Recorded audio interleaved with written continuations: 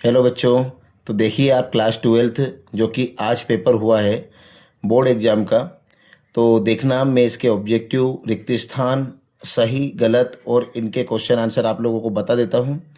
तो चलिए सबसे पहले देखना, पहला पार्ट आ जाता है। पहला क्वेश्चन है आपका, विलियन के सभी रिक्त स्थान गुणधर्म वाष्पदाब के अवनमन से संबंधित है। तो इसमें आएगा आपका अणुसंख्यक और इंग्लिश में आपको लिखना है कोलिगेटिव।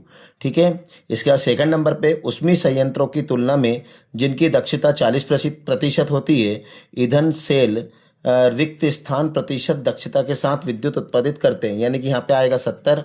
इसके बाद अगला जाता है थर्ड नंबर का, जिंक, कैडमियम और मर्क्यूरी को सामान्यतः क्या कहा जाता है? तो ये आएगा संक्रमण तत्वों में शामिल नहीं किया जाता है। मतलब जिंक, कैडमियम, मर्करी जो है वो ट्रांजिशन एलिमेंट में इनको मिक्स नहीं किया जाता है, ये ट्रांजिशन एलिमेंट में दे रखा है। ठीक है।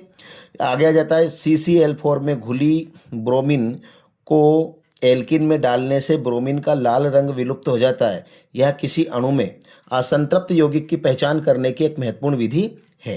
ठीक है। और जिसे इंग्लिश में बोलेंगे अनसैचुरेटेड कंपाउंड। ओके, ठीक है। फिफ्थ नंबर का क्वेश्चन देखना, एमिनो में एक असहभाजित इलेक्ट्रॉन युक्त युग्म उपस्थित होने के कारण रिक्त स्थान की भांति व्यवहार करती है। तो ये करती है लुईस क्षार। तो क्षार की भांति व्यवहार करती है, जिसे लेविस बेस भी कहते हैं, है ना।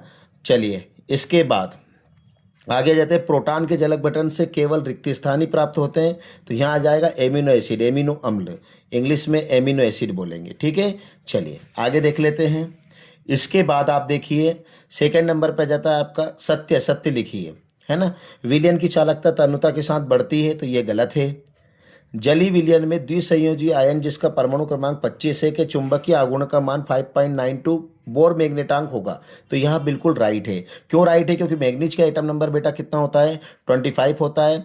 और जब 4s में 2 इलेक्ट्रॉन होते हैं और साथ में आप देखोगे तो मैग्नीज की में अनपेयर्ड इलेक्ट्रॉन 5 होते हैं, तो इसलिए इसकी वैल्यू हो जाएगी 5.92 बोर मैग्नेटांक। ठीक है। चलिए आगे देखो, हाइड्रोकार्बनों के ब्रोमो आयोडो तथा पॉलीक्लोरो व्युत्पन्न जल की तुलना में भारी होते हैं। बिल्कुल सही है, बिल्कुल राइट, ट्रू है ये। एल्किनों में इलेक्ट्रॉन स्नेही जैसी योगात्मक अभिक्रियाएं देखी जाती है, उसके विपरीत एल्डिहाइड व कीटोन नाभिक स्नेही योगात्मक अभिक्रियाएं प्रदर्शित करते हैं। बिल्कुल राइट। इसके बाद नेक्स्ट है, निम्नतर एलिफेटिक एमीन जल में विलय होती है, जबकि उच्चतर एमीन में जल में आवश्यक रूप में अविलय होती है। तो बिल्कुल राइट है। घरेलू उपयोग में आने वाली सामान्य शर्करा को ग्लूकोज कहते हैं, नहीं नहीं सुक्रोज कहते हैं। तो ये गलत है। ठीक है। चलिए तो ये देख लेना है, इंग्लिश मीडियम वाले बच्चे देख लेना इनको। चलिए नेक्स्ट आ जाइए, अगले पेज पर आप आओगे तो सही जोड़ी है। सही जोड़ी में आप देखोगे तो ग्लाइकोजन है।